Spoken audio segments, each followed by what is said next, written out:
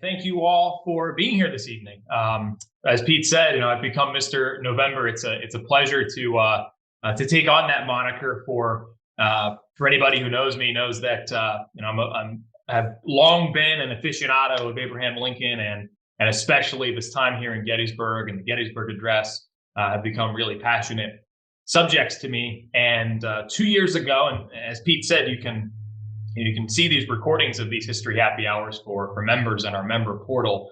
2 years ago, Caleb Kazmierzik, our education and visitor services coordinator, and we focused on Lincoln's connections to the Gettysburg Seminary, personally, how he's dealing with War Department matters in the seminary hospital. The topic that we'll focus on tomorrow at our walking tour at 3:30. Did Lincoln make a battlefield visit, and was it indeed to the ground around the seminary as a correspondent with a Washington newspaper overhears? So we focused on those aspects.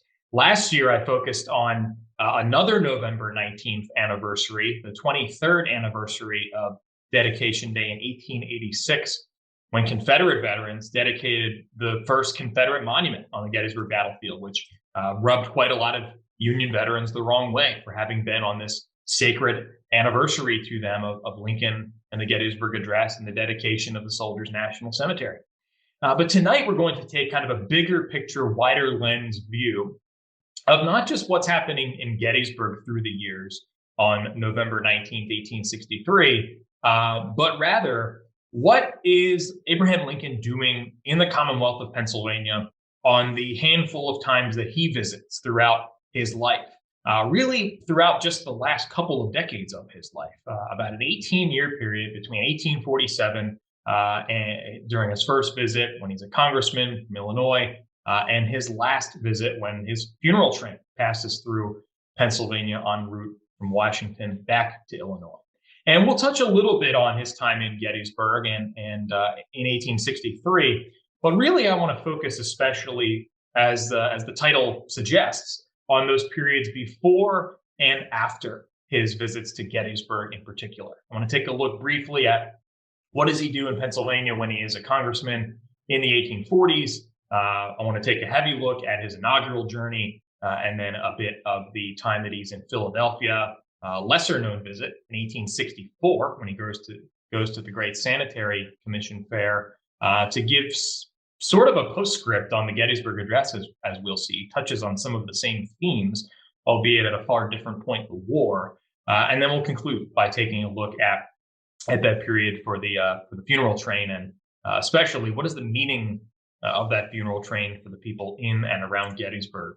So I'm going to share my screen here and just talk a bit for a moment about sort of how we'll tackle each of those topics. Of course, there's far more on this matter and all Lincoln topics than we'll be able to get to this evening. So our goal really is to provide kind of this overarching sense of Lincoln's times in Pennsylvania, as I mentioned. But I want to especially kind of tie those visits back to the themes of the Gettysburg Address, to bear in mind why we're gathered this weekend for the 160th anniversary of the Gettysburg Address, and Pennsylvania having been, of course, the place where the Declaration of Independence and the Constitution are signed and ratified, respectively. This is a place, this is a Commonwealth, this is a location that means a lot to Lincoln. And dare I say, it's perhaps behind his birth state of Kentucky and his home state of Illinois for most of his life. I would say that Pennsylvania, because of that Gettysburg connection, is probably the state that is most affiliated with Abraham Lincoln. And I really want to kind of take a look at why that is and how much I think that has to do with his time in and around Gettysburg. Now, in public history, we have so many opportunities, and Pete and I were talking earlier this week about how we like to emphasize the research that we do, the original content that we come up with. And we do a lot of that. We delve into specific topics. We unearth or re-find sources that haven't been discovered or interpreted, at least in quite some time in many cases. But so often when we have a topic like Abraham Lincoln or Gettysburg and the Gettysburg Address, where it feels like nothing more new can be said, what we do have the ability to do is highlight pre-existing sources, other interpretations, and kind of bring them to light, promote them, reinterpret them, maybe turn how we think about these historic events, historic places, historic people, and kind of think about them in a new light. And so I would like to say from the outset, oftentimes we save book recommendations for the end of lectures. A lot of historians do that. But I'm going to begin with a couple here, just to kind of give you a sense of if your appetite is whetted by what we're discussing this evening, and you want to learn more. Two great works that I would turn to take a look at Lincoln's time in Pennsylvania in more detail would be Dr. Bradley Hoke's The Lincoln Trail in Pennsylvania, A History and Guide, published by Penn State University Press in 2001. Dr. Hoke, longtime supporter in many ways here for Seminary Ridge Museum and Education Center. He and I were just talking earlier this week about this work and about how helpful it has been to me sitting on my desk as I've done research. It's a good reference point. There are some great maps in there. And as its subtitle implies, there is a guide. So you can go follow Lincoln's trail throughout the Commonwealth if you so choose. Brad also pointed out to me another source that I was previously unaware of that he wrote in 2004 called Looking for Lincoln's Philadelphia, A Personal Journey from Washington Square to Independence Hall. And he talks about, in this article you can find online, published by the Journal of the Abraham Lincoln Association, you can really get this wonderfully in-depth personal view that Brad offers us of the meaning of Independence Hall and its surroundings, not just for its revolutionary history, but for its connections to Lincoln. And we'll talk a bit about some of those connections, words spoken, deeds done, thoughts that are offered at that important space in Philadelphia. The other book that I would highly recommend will touch, as I mentioned, a bit on Lincoln's funeral train, but really the best go-to source is just about a year and a half old. Scott Mingus's A Carnival of Grief, The Lincoln Funeral Train in Pennsylvania, published in, I believe, April of 2022. Scott does a masterful job, as he does with so many other pieces of Pennsylvania history and Gettysburg campaign history and its aftermath of taking readers on that ride through that funeral train throughout the Commonwealth. And for those who are unaware, speaking of Scott Mingus, he and his co-author Eric Wittenberg, congratulations to them for receiving the Batchelder Coddington Book Award last night at the Civil War Roundtable of Gettysburg for their wonderful work, If We Are Striking for Pennsylvania. So highly recommend each of these sources if you'd like to pursue more after this evening.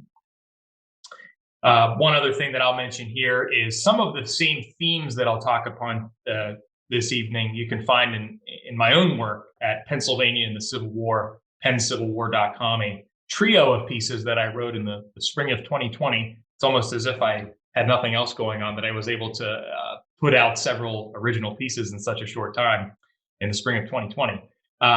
Looking at Lincoln's inaugural journey through Pennsylvania, looking at Pennsylvania press reactions to his re-inauguration, his second inauguration, and then looking at Gettysburg's reactions to Lincoln's assassination. And we'll touch on each of these topics this evening. Well, let's start in earnest with our topic at hand by looking at a few of these pre-presidential journeys. Lincoln, of course, a figure who needs, I would assume with this audience, probably no introduction. So we'll just jump right into the fact that in 1846, he is going to begin his term in the United States Congress after he has established himself quite well, of course, as an attorney in Illinois. He has served 10 years in the Illinois state legislature and now is elected to one term as a U.S. representative from Illinois. Lincoln's tenure in office, of course, coincides with the Mexican-American War, a conflict that he will oppose, really kind of formulating a lot of his national opinions on the extension or lack thereof, as he sees it, of slavery.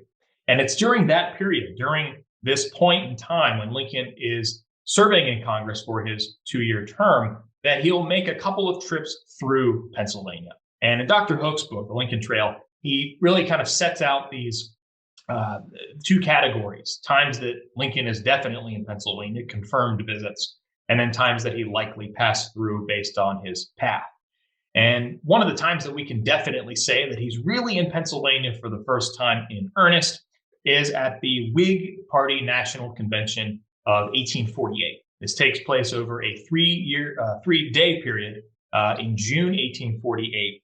And this is really the first time of substance that Lincoln will spend anywhere in Pennsylvania, and this will be in Philadelphia.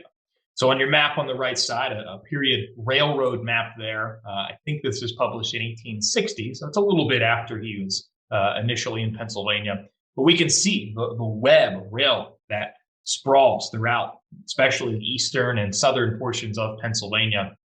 The southernmost yellow dot that you can see there, for context, marks Baltimore. The northeastern one that you see would be New York City. And then the largest one, of course, at the southeastern part of Pennsylvania would be Philadelphia.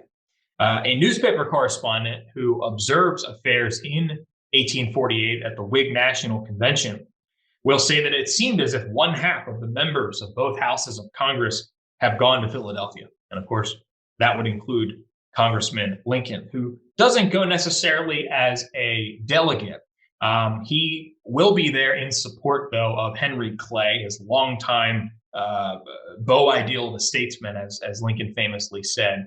But ultimately, this will be the convention that nominates Zachary Taylor and Millard Fillmore as the Whig convention ticket.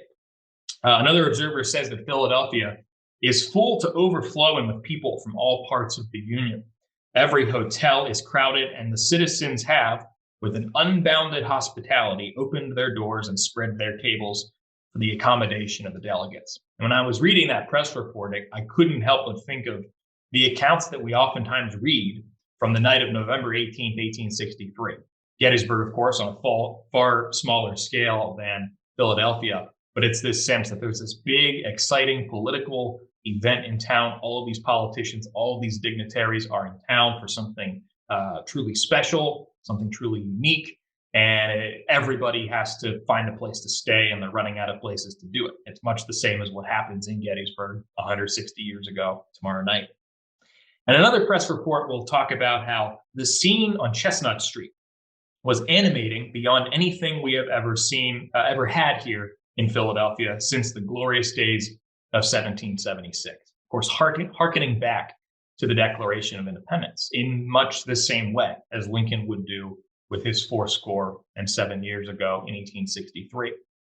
And sadly, and coincidentally, it will be along that same stretch that this reporter is referencing, along Chestnut Street, that just 17 years later, photographers would capture the funeral procession of Lincoln as he's coming through Philadelphia. But this is his introduction to that city, to that place that means so much, as we will see, to his conception of what it means to be American. And ultimately, the next time of substance that Lincoln will pass us through a few times, but he'll make his way en route to New York City to deliver his Cooper Union Institute address, the speech that Harold Holzer says made Lincoln president in a popular book of Holzer's. That, of course, would be the year that Lincoln is elected president, the year before he is inaugurated. And of course, Lincoln is going to make that railway journey from Illinois to Washington, D.C. It's going to go through the Commonwealth of Pennsylvania on two separate legs through the western and northwestern parts of the state on February 14th, 15th, and 16th. It's going to loop up and around New York, down through New Jersey southward, and then pop back up from the southeast through Philadelphia, moving its way westward with stops in Lancaster and Harrisburg before ultimately it makes its way just a week or so before his inauguration in early March. Important to remember, I'm sure as many of you know, the lame duck period at that point in time was 2 months longer, give or take, about a month and a half longer than today, rather than late January when presidents are inaugurated today. At that point, it would have been on March 4th. And we can see play out right here in real time in 1861 as to why that is the case. It simply took longer for president-elects to get to Washington. And here we have Lincoln going over the course of this multi-state tour. It is worth noting, I think, interestingly, when we start to look at the people who are on board that presidential train as Lincoln makes this multi-state journey over, I think, about 1,600 miles or so it is. We can see that Ward Hill Lamon, of course, is Lincoln's close friend, effectively guard, He serves as the master of ceremonies at the dedication ceremony at Gettysburg in 1863. Edwin Vose Sumner, who would ultimately become a major general in the U.S. Army during the course of the war, the oldest corps commander of the Civil War, is Sumner as well. The eventual much maligned Army of Virginia commander, John Pope, is along on that train. And Elmer Ellsworth, of course, in the last weeks of his life, Lincoln's close friend who would become an early casualty of the Civil War himself. And the image that we see here, I think, is an interesting one too. It's one of the famous inkwell portraits of Lincoln, just about as close as we have a studio portrait of what he would have looked like as he makes his way through Pennsylvania, taken just 2 days after he departs the Commonwealth and enters Washington, D.C. So if we take a step back, let's follow some of Lincoln's route. We're not going to go into great detail for all of these stops. There are many small stops along the way at rail junctions when he's switching trains, for instance. But his first real stop in Pennsylvania will be before he gets to Pittsburgh. He'll be in Beaver County at the town of Rochester, Pennsylvania, crossing over from Ohio into the Commonwealth, coming eastward at a bend in the Ohio River. Lincoln is going to, at that stop, start sort of a trend that we see, much to the chagrin of a lot of audiences along the way. Lincoln has a schedule to keep. And while he's staying at some of these locations overnight, as we'll see in a moment, as he does in Pittsburgh and other places, his first stop at Rochester, among others, he's not really going to say anything of substance to audiences. And this really kind of makes some people, rubs them the wrong way. Some of these small towns especially have gone to great lengths to decorate with bunting and flags and want to welcome the president-elect to their town. But the time that he's actually there, the time that he actually is able to speak at some of these occasions is a bit underwhelming to some people. At Rochester, before he gets to Pittsburgh, he doesn't speak. He kind of passes by the audience. There's this sort of grand celebration of Lincoln passing, and someone shouts from the crowd, "What will you do with the secessionists then?" And Lincoln responds that until Inauguration Day, my friend, that is a matter which I have under grave consideration. Lincoln will then make the 27-mile journey a bit to the southeast, arriving in Allegheny City, today what is the north shore of the city of Pittsburgh. And you can see the portion that is circled there in yellow gives us a general sense of the vicinity that Lincoln will venture between February 14th and February 15th, 1861. He'll just underneath the top portion of the circle is where he'll disembark from the train, cross over the westernmost bridge that we can see going across the Allegheny River. For those who are familiar with Pittsburgh, this is on the North Shore, right in the vicinity of where PNC Park and Acrisure Stadium. Not sure if Lincoln stopped off for a Pirates or Steelers game along the way. Makes his way then to the area right around the point, right around where Fort Pitt was located, Point State Park today, and then coincidentally, continuing with our sports references, makes his way to the Monongahela House, which was a hotel right near Water Street, which is today Fort Pitt Boulevard, just above the southern edge of the circle, the bottom of the circle there. You can see where water is marked just above the O in Monongahela. Along the banks of that river, just about a mile or so southwest of where he would have been able to see a Penguins game at PPG Paints Arena today, just to give people a context for where this is happening, if you're familiar with Pittsburgh. Now, at Pittsburgh on the night of February 14th, Lincoln is going to, and you can see this in the newspaper account from the Pittsburgh Post on the left-hand side, we'll talk about how a lot of Western Pennsylvanians are getting their first glimpse ever of the man who is soon to become 16th president of the United States. And unlike a lot of audiences when they first encounter him, they think he's relatively noble looking. They think that Lincoln has gotten a bad rap for his gangly appearance and those other sort of relative insults that we oftentimes see in relation to Lincoln. The Pittsburgh Post says that on the whole, Lincoln has made a favorable impression among the people who should be pleased with their representative man. Neither is Mr. Lincoln as ungainly in personal appearance, nor as ugly in the face as has been represented. He is by no means a handsome man, but yet he possesses an intelligent countenance and gentlemanly mien, and his facial angles would not break a looking glass. So I suppose the epitome of a backhanded compliment when they are relating what Lincoln, how Lincoln appears to them. That evening, Lincoln is going to have this sort of off-the-cuff reception, which is described by one reporter as warm, enthusiastic, and appropriate. Lincoln apologizes. He talks about how because there's this pouring rain, there was this accident along the railroad, which made them a bit late for their arrival in Pittsburgh. And then Lincoln says that I have a great regard for Allegheny County, of course, the setting where Pittsburgh is, and then refers to it as the banner county of the Union. He has now riled up his audience. Onlookers will start shouting, "We are all Union men, no compromise," and 3 cheers for the Union. And it's clear to the audience that Lincoln is not going to make any additional prepared remarks that evening. And one person will apparently kind of jokingly shout out, "Go on, split another rail," as Lincoln's remarks winded down. Lincoln thanks the audience for the warm reception I have received.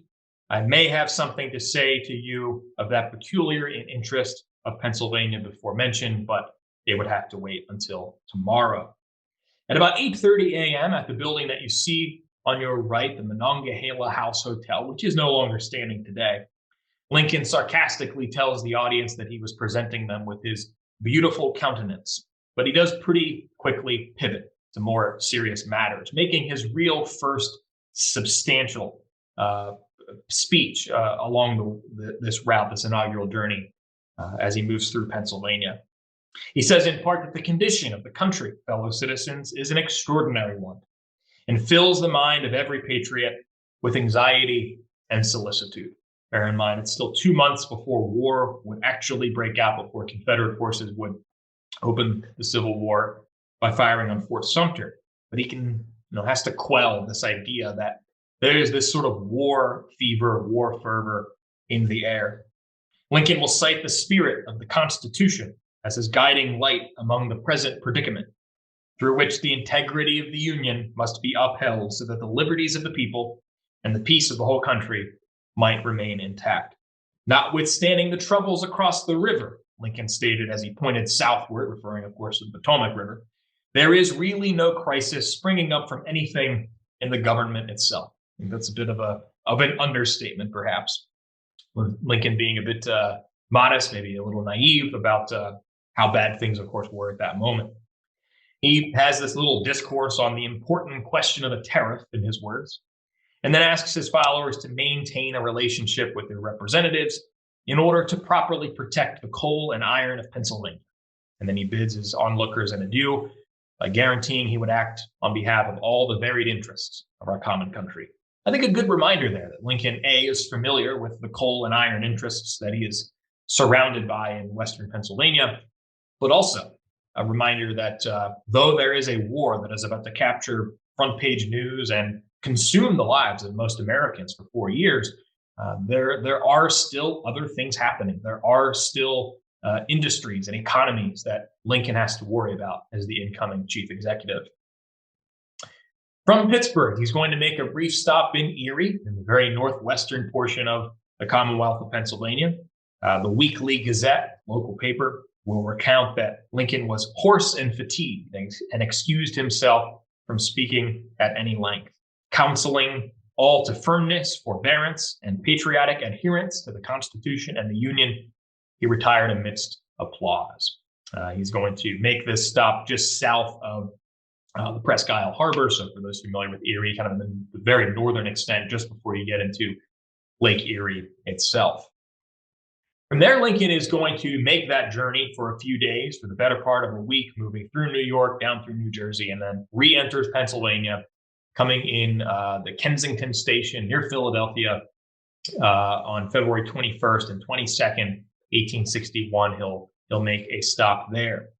On February 21st, after Lincoln arrives, he makes no lengthy speech, but delivers opening remarks from the balcony of the building you can see on your left, the Continental Hotel. Today, it's the modern site of the Franklin Residences, which are apartments just about 3 blocks west of Independence Hall. So in that general vicinity, where Independence Hall and the National Constitution Center and the Liberty Bell can be seen today. One reporter will say that will capture Lincoln's words. He says, "The reception you have given me tonight is not to me, the man, the individual, but to the man who temporarily represents or should represent the majesty of the nation." Lincoln acknowledges there is great anxiety amongst the citizens of the United States at this time, but he entices those listening to listen to those breathings within the consecrated walls where the Constitution of the United States, and I will add the Declaration of Independence, was originally framed. "I have never asked anything that does not breathe from those walls," says Lincoln, referring, of course, again to Independence Hall. Then he specifies, "All my political warfare has been in favor of the teachings coming forth from that sacred hall. May my right hand forget its cunning and my tongue cleave to the roof of my mouth if ever I prove false to those teachings." And he's referring to passages from the book of Psalms and the book of Ezekiel in the latter portion of that passage there. Lincoln setting up this scene where time and again he would quote from or relate to, make reference to the Declaration of Independence and Independence Hall, as of course he does here at Gettysburg 2 years later. Lincoln proceeds to deliver 2 speeches the following day. Both will take place at Independence Hall. There are a couple of photographs captured of this moment, including the one that you see on your left. And then not long after, there is a drawing that is featured on the front page of Harper's Weekly, which you can see presented on the right hand. The actual event that is proceeding at Independence Hall is the raising of a flag with the addition of Kansas as an additional star to the flag. But Lincoln is going to deliver these speeches at Independence Hall.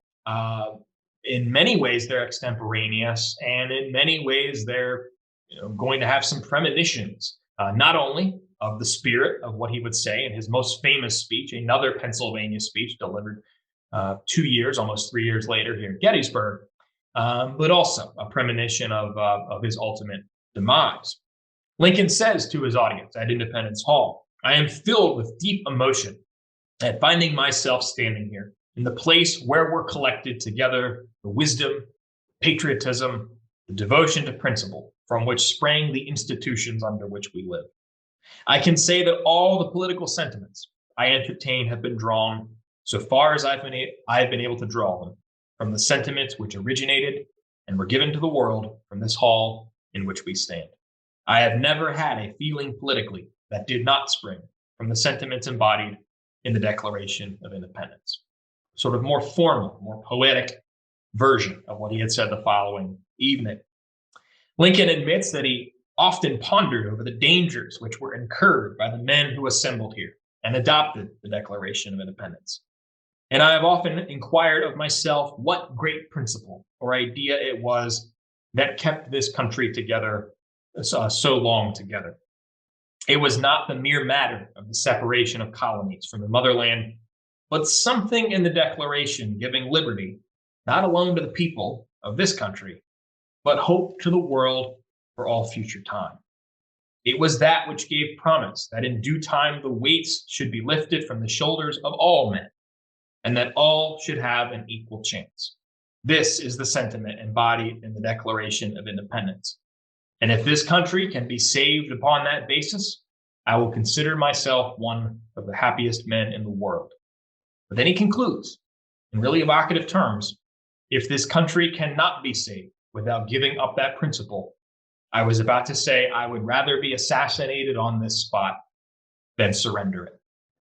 Lincoln will raise the flag and he will say, "I wish to call your attention to the fact that under the blessing of God, each additional star added has been additional prosperity and happiness to the country."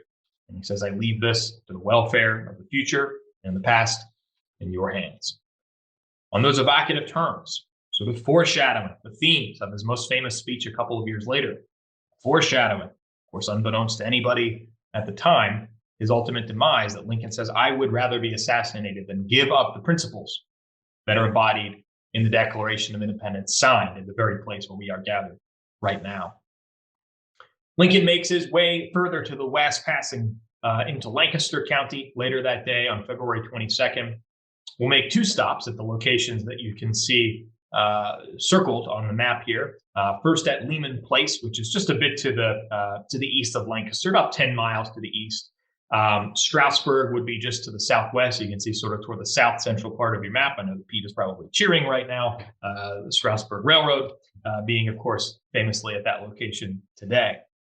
The local Evening Express, a paper in Lancaster County, says that when he arrives at Lehman Place, he is too unwell to say much, other than it was his pleasure on entering the great county of Lancaster. Loud calls were apparently made for Mrs. Lincoln, for Mary Todd. Mr. Lincoln brought her out, says the Evening Express, and said he had concluded to give them the long and short of it. Of course, Lincoln standing 6 feet 4 inches tall, his wife much shorter, standing next to him, a classic Lincoln moment of humor. This remark, says the paper, with the disparity between the length of himself and his wife, produced a loud burst of laughter, followed by enthusiastic cheers as the train moved off. Here you can see a post-Civil War, 1875, it's published, the drawing on the left of the small, unincorporated community of Lehman Place. And on the right-hand side, a pre-war, an antebellum drawing of downtown Lancaster, just before the building was completed where Lincoln would speak. But I can't find any great images of Cadwell House, which is the hotel where Lincoln spoke, that were able to show up well on screen. But it would be the location of the North American Hotel in the drawing that you can see here with the courthouse down the street in the distance. Coincidentally, this is just about 3 blocks north of Thaddeus Stevens' house. By this point, of course, congressman representing Lancaster County in the U.S. House of Representatives. And coincidentally as well, just about 2 blocks east of Shriner Cemetery, where Stevens would ultimately be buried within the decade, where you can see his grave today. This is the site of the Imperial Restaurant. It's at the southeast corner of Chestnut and Queen Streets, for anybody familiar with Lancaster or interested in seeing the vicinity. Now, Lincoln's exact remarks on this case vary, as is often the case in off-the-cuff remarks that are delivered and reported in newspapers. But it's some variation of this. Lincoln says to the audience, "There is plenty of matter to speak about in these times, but it is well known that the more a man speaks, the less he is understood. The more he says one thing, his adversaries contend he meant something else." And goes on to say that he's not going to give them a formal address because he hasn't prepared one. Once again, another connection. This is much the same thing he said when there are, as one seminary student says, college cries from students in the square at Gettysburg on November 18th, 1863. Lincoln says it's better to say nothing at all than to say something that I will ultimately regret. Lincoln will then make one final stop in Pennsylvania en route to Washington. On February 22nd, he'll make 2 addresses in the city of Harrisburg, of course, the capital of Pennsylvania. You can see the capital circled toward the north central portion of this section of the map.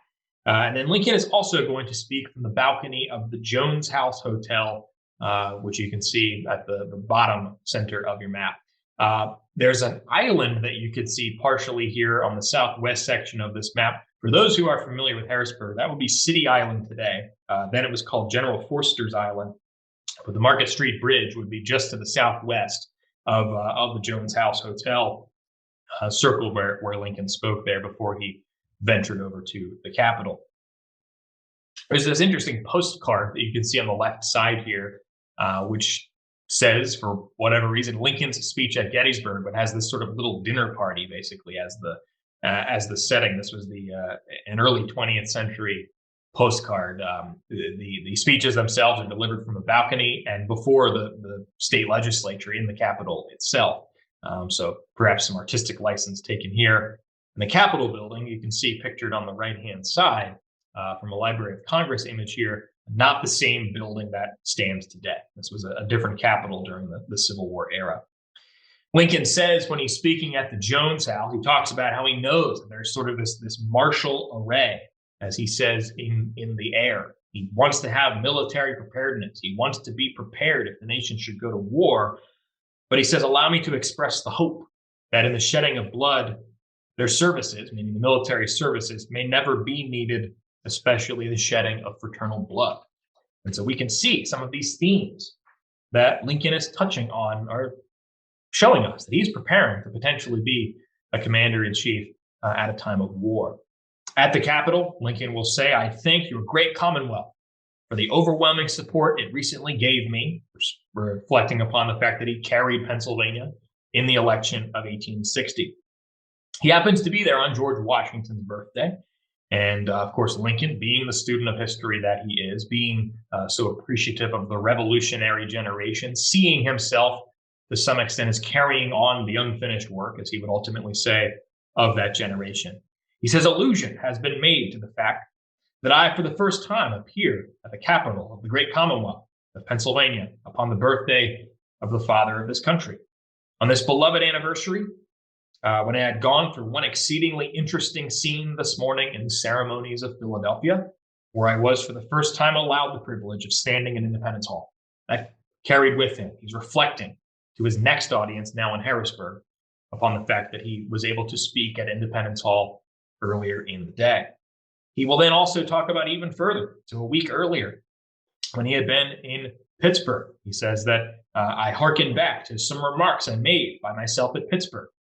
And he says that the few remarks which I uttered on that occasion were rather carefully worded.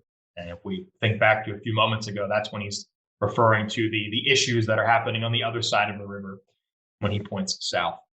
Lincoln then is going to get back on the train, make the journey southward past legitimate threats of assassination in Baltimore. Of course, a famous piece of Lincoln's railway journey is that he has to effectively sneak into Washington, D.C. rather unceremoniously.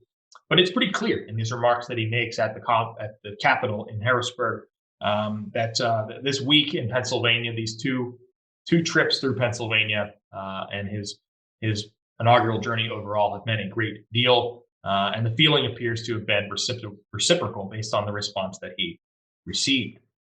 Now, I just want to talk a brief bit about these wartime journeys that Lincoln takes, passing through Pennsylvania or coming into Pennsylvania. Of course, the most famous, and we're not going to touch very much on it because this will be the theme of so many other programs, both here and elsewhere in Gettysburg this weekend, is his time at Hanover and Gettysburg on November 18th and 19th, 1863.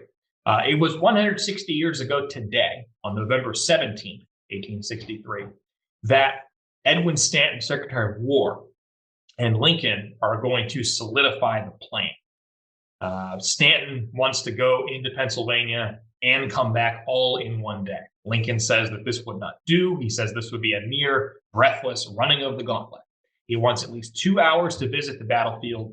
He wants an opportunity to really appreciate and meet with the people of Gettysburg and visit its surroundings. And so ultimately, the plan would be that he would leave on November 18th, arrive in Gettysburg that evening around 6:30 in the evening, accounts vary, and would be in Gettysburg for 24, 25 hours, ultimately departing at about 7 o'clock on the evening of November 19th. There are a few images that are captured at Hanover Junction, which is just just east of the city of Hanover itself. Lincoln will take the train along the Northern Central Railroad from Baltimore north to Hanover Junction.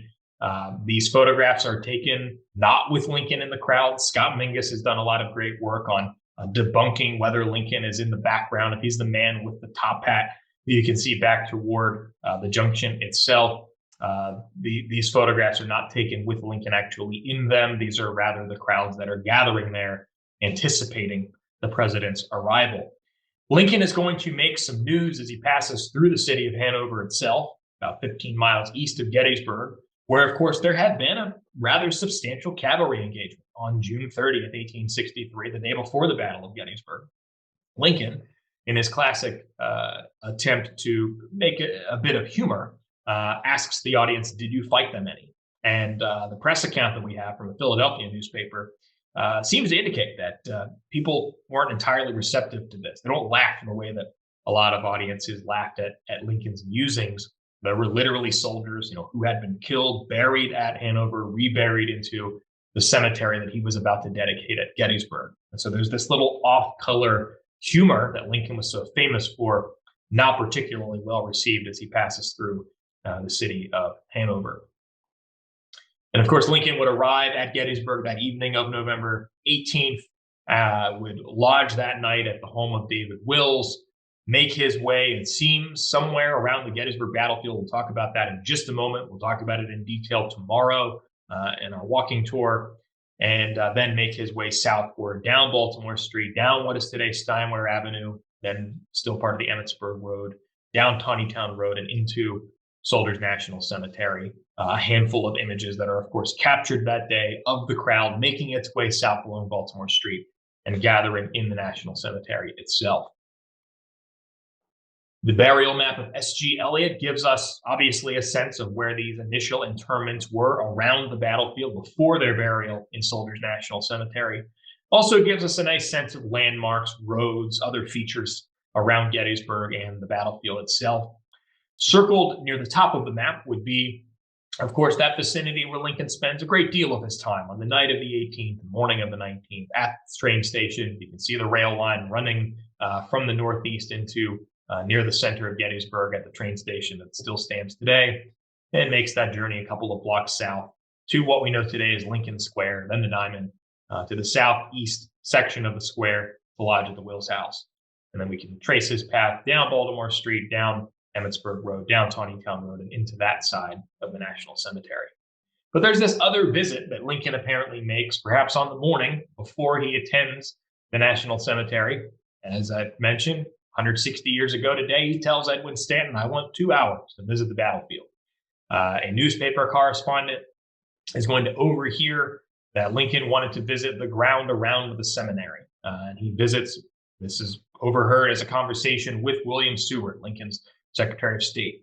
Others, including William McDougall, a Canadian provincial secretary who was visiting Lincoln in Washington, happens to be along with him when he comes to Gettysburg for the dedication of the cemetery.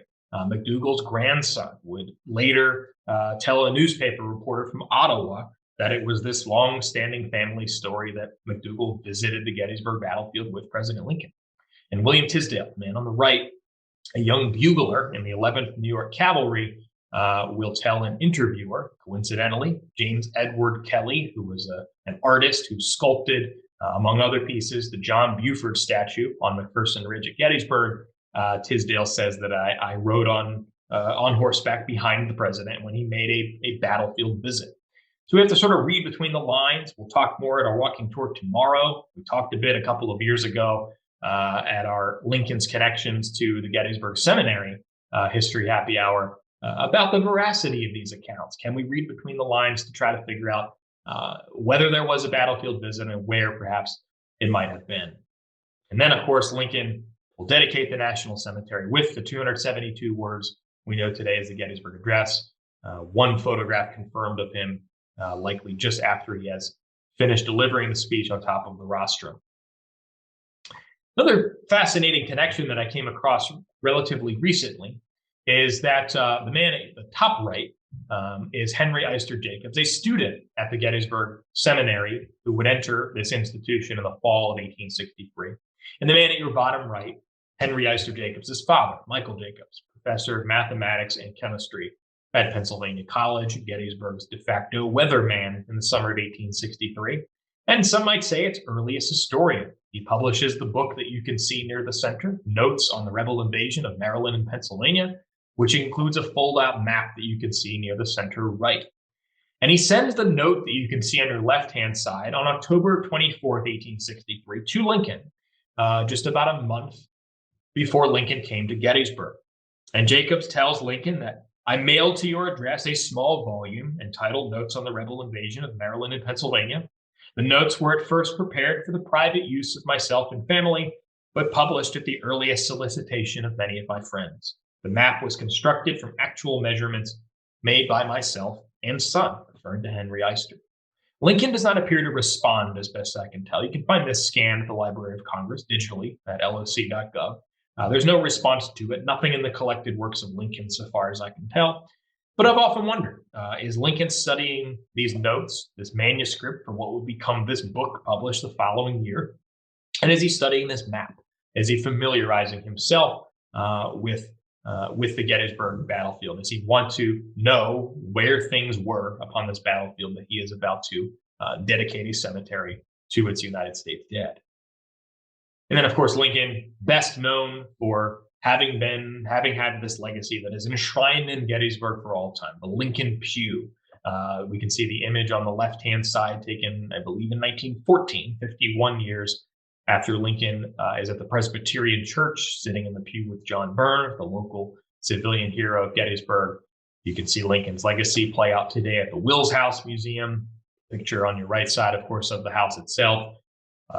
Half a dozen statues or so around Gettysburg. This is easily the place in Pennsylvania where Lincoln's legacy has been maintained forever, cementing itself right alongside the history of the Battle of Gettysburg and its legacy.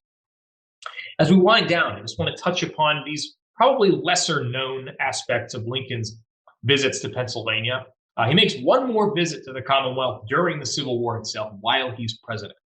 And it's to the Philadelphia Great Sanitary Commission of 1864. He speaks at a few of these in Baltimore and Philadelphia, among others.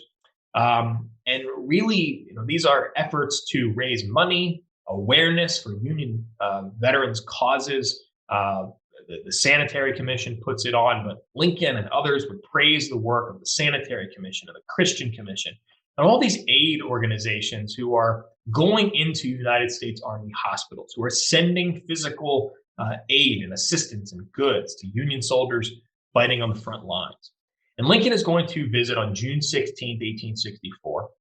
He writes this manuscript of this draft of a speech that you can see on the right-hand side. That's another Library of Congress scan. It bears very little resemblance to the speech that he would ultimately make. It's kind of awkwardly worded. I'm not going to go through the whole thing. Compared to most Lincoln orations, compared to most respected Lincoln writings. But the speech that he does ultimately give is a rather poetic one. It carries on the themes of the Gettysburg Address, but it's delivered at a much different point in the war. The Gettysburg Address, of course, is delivered the fall of a year that had been largely successful, perhaps exemplified nowhere better than the dual victories at Gettysburg and Vicksburg. By the summer of 1864, this is a speech that Lincoln is delivering in the aftermath of the Overland Campaign, the successive battles of the Wilderness, Spotsylvania, North Anna River, and Cold Harbor. The siege of Petersburg has literally just started a week earlier. Unbeknownst to Lincoln and anyone else, that campaign would continue for the next 9 months before the culmination of the war. And he has to try to explain on that occasion, perhaps even more difficult occasion than it was at Gettysburg in 1863, why the war had to go on. A couple of excerpts here from this speech. War at the best is terrible, says Lincoln. This is how he opens it. And this war of ours, in its magnitude and in its duration, is one of the most terrible. It has deranged business. It has destroyed property and ruined homes. It has produced a national debt and taxation unprecedented. It has carried mourning to almost every home until it can be said that the heavens are hung in black, yet it continues. He would go on after praising the Sanitary Commission and the Christian Commission and others, saying that this is noble work that you all are doing for our United States soldiers defending the Republic. And as he winded down what I think is a rather impressive speech, he says it is a pertinent question often asked in the mind privately. When is the war to end? Surely I feel as deep an interest in this question as any other can, but I do not wish to name a day or a month or a year when it is to end. We accepted this war for a worthy object, and the war will end when that object is attained. Under God, I hope it never will end until that time. Talks about Grant. He praises Grant. He praises the Pennsylvanians of George Meade and Winfield Scott Hancock and the work they're doing in Virginia. And he says that Grant is reported to have said, I'm going through on this line if it takes all summer. Lincoln adds to the Philadelphia audience, this war has taken 3 years. It was begun or accepted upon the line of restoring the national authority over the whole national domain. And for the American people, as far as my knowledge enables me to speak, I say we are going through on this line if it takes 3 years more. We often debate and talk about and discuss and reinterpret the meaning of the Gettysburg Address as is it a war speech? Is it meant to bring the Union cause to arms? Is it an emancipationist speech? Is it a reconciliationist speech? This is a speech in Philadelphia in 1864 that is through and through a speech that says we need to fight to preserve this republic, and that's going to be the only solution that we are going to accept. We have to continue with this war, even in these trying days. And finally, Lincoln will make this homeward journey. After his assassination, of course, on April 14th, his death on the morning of April 15th, 1865. In Gettysburg, the left-hand side is the Bank of Gettysburg, a post-war image. But in 1863, 5-year-old Robert Carson, who would tell a newspaper reporter 50 years later what he remembered of seeing Lincoln speak at Soldiers National Cemetery in 1863. And then he gives this really evocative account where he says it was the morning of April 15th, 1865 at breakfast time. I was in the side yard. My mother and brother were in the dining room. My father came in from the front of the house and told my mother sad news. Almost immediately afterwards, I came in through the side door and saw at once that something had happened. My mother was crying, but she turned to me and said, "Robbie, Lincoln is dead." And this is an experience. This is just one anecdote. I could go on for many more. I won't. This is indicative of the reality in Gettysburg, that this isn't just a national event, the death of the president. This is a personal event. This is a town that had experienced Lincoln's presence a couple of years earlier. And we can see that reflected in a lot of eulogies and obituaries that are printed and spoken in Gettysburg, all the way from Easter Sunday, the day after Lincoln died, all the way through June. We'll see speeches being made. And then Lincoln, of course, is referenced in monument dedication speech and Memorial Day orations and speeches on dedication day up to this day at Soldiers National Cemetery. The local press, the Adams Sentinel, the Gettysburg Compiler, though differing politically, would give a similar sense of how much this was grief-stricken to the town of Gettysburg. And as you can see, they would border with particularly thick black line mourning lines, as newspapers often did in the 19th century. These accounts would talk about how the dreadful deed was so shocking to every heart, even of those who had been his friends, but also his opponents. All places of business were closed, the bells tolled, flags draped in mourning. There's a public meeting called, there's a committee that is formed to figure out how do we properly mourn the president. And as I mentioned, there will be festivities in Gettysburg until June. There will be crepe requested that it would be worn on the left arm of Gettysburg's residents for 30 days. But they'll continually hold these mourning exercises over the course of several weeks. Lincoln's funeral train is going to not come through Gettysburg. It will come in the vicinity through Hanover Junction, largely following in reverse the exact path that he had taken on his inaugural journey through Pennsylvania and into Washington 4 years earlier. It'll make stops in Harrisburg and Philadelphia to lay in state. Coincidentally, at Harrisburg, as Caleb Kazmierczak talked about during our History Happy Hour 2 years ago, the Lincoln's connections, his third great-grandfather, John Wilt Prowl of the 201st Pennsylvania Infantry, had the honor of standing guard at Lincoln's tomb at the Capitol in Harrisburg. And Lincoln will then lay in state at Independence Hall in Philadelphia, that same place where, of course, he had spoken 4 years earlier. A couple of images taken here looking down Chestnut Street, that same place where when Lincoln made his first visit to Pennsylvania in 1848, it was filled with the festivities of a national political convention, a celebratory mood. Not so much, of course, by this point in 1865. And as a brief Gettysburg-connected side note, this jumped out to me in the background when I was looking through these images, that there's a sign here for the headquarters of Major General Hancock's 1st Army Corps, which is interesting, considering Hancock commanded the 2nd Corps.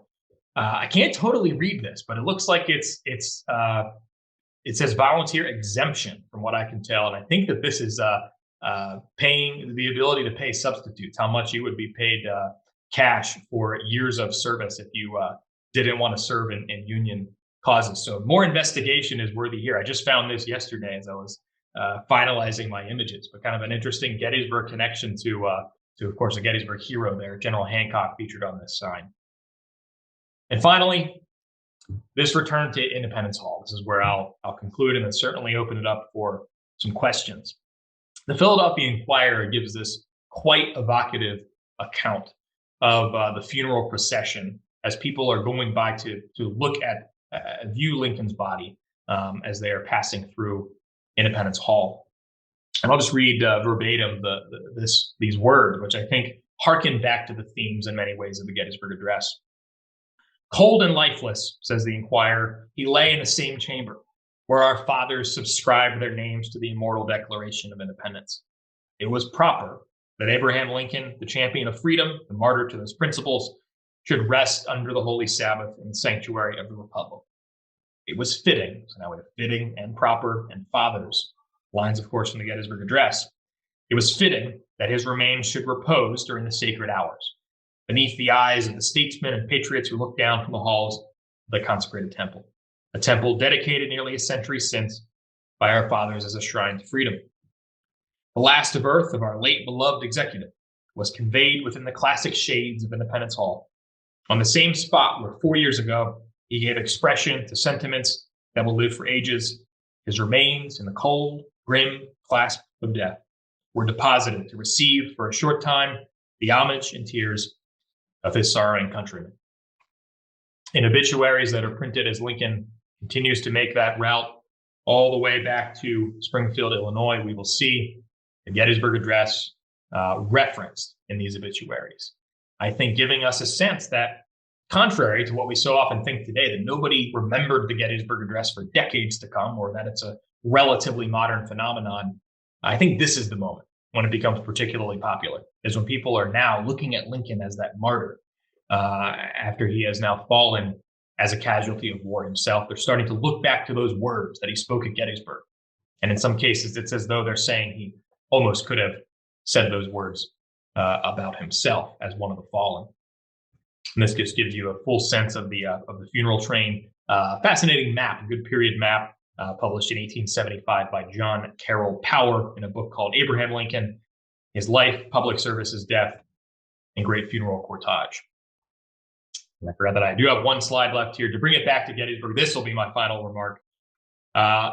In July 1865, so about 2 months after, 2 months to the day, actually, after Lincoln is buried on May 4th, 1865, the cornerstone of Soldiers National Monument is dedicated Independence Day.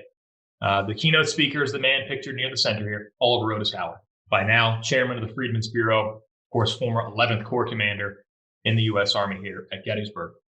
And this is how I'll tie all this up. Lincoln's meaning in Pennsylvania and tying it to what he said and did at Gettysburg. Howard said that Mr. Lincoln's name is so near and dear to us, and the memory of his work and sacrifice so fresh. The Civil War is ended, the test complete. Lincoln, whose own body is now resting beneath the sod, but whose spirit is still living, never forgot his own dedication till the work was finished. The dead did not die in vain, and the nation has experienced already the new birth of freedom of which he spoke.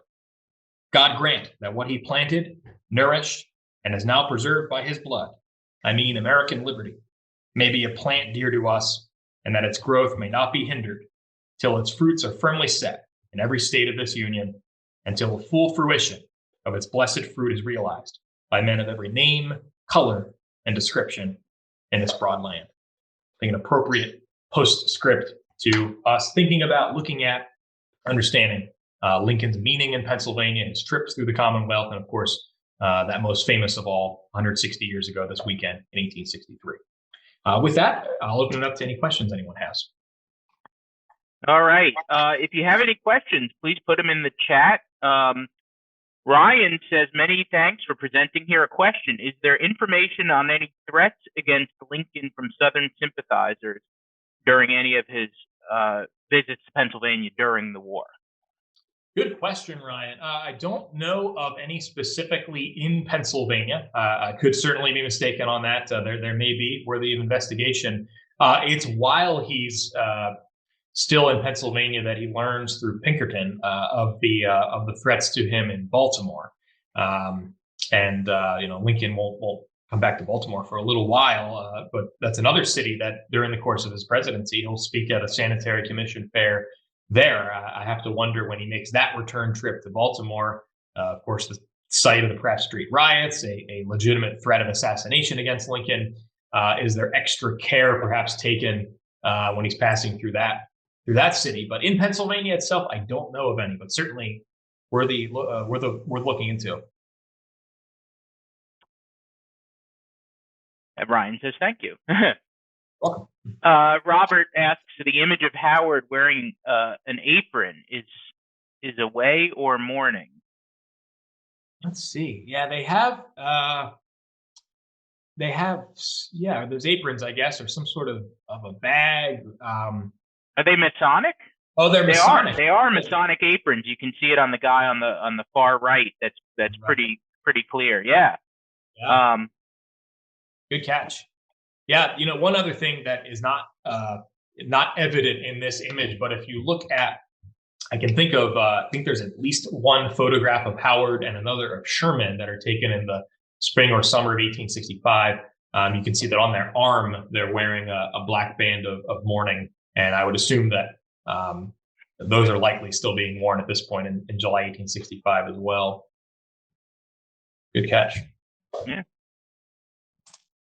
Any other questions? I was sitting here cheering when you talked about Lehman Place and the Strasburg Railroad. They do talk about that on the, if anybody has been on the ride, when you get to the end of the Strasburg Railroad and they're doing moving the locomotive around, they talk about Lincoln being there. What they don't talk about that I've ever heard is the long and short of it, which I think would be a great addition to that part of the tour, to that part of the train ride. So that's interesting. Any other questions before we wrap it up for this evening? So I want to thank you and also just remind you, as you see here on the screen, we've got 2 more programs this weekend. Codie will be presenting them both. Tomorrow is the outdoor walking tour, President Lincoln's Gettysburg Battlefield Excursion, where Codie is gonna go deeper in depth about Lincoln's visit to the battlefield, and especially here around the seminary. And then the indoor presentation, Abolitionists' Reflections on the Gettysburg Address. And I do believe that Codie specifically chose these times so they don't interfere with all of the other amazing things that are going on in town this weekend. So if you come into town and go to the events at the Majestic on Sunday morning, and then you can come up here and then go back to the Majestic in the evening for the Fortenbaugh lecture and see Codie and I there as well, as audience members. So with that, we're going to close it up for the evening. Join us on the next one is going to be on, we just went through this, but now I forget, December 15th. We're going to welcome Richard Heisler of Civil War Seattle. He is going to zoom in from the West Coast and talk about, we hope, Civil War veterans who settled in Seattle after the war, which is a pretty interesting topic. What do they call it? The Pennsylvania of the West or something? Yeah, so that should be really cool. And Richard's a great guy, a good friend of the museum. So we'll be putting out something on that within the next couple of weeks. As we sign off for the evening, I want to wish everybody here a very happy Thanksgiving. Thank you for your support of Seminary Ridge Museum and Education Center. Thanks for joining us this evening, and we hope to see you on the Ridge soon. Thanks, everyone. Yep. Good night.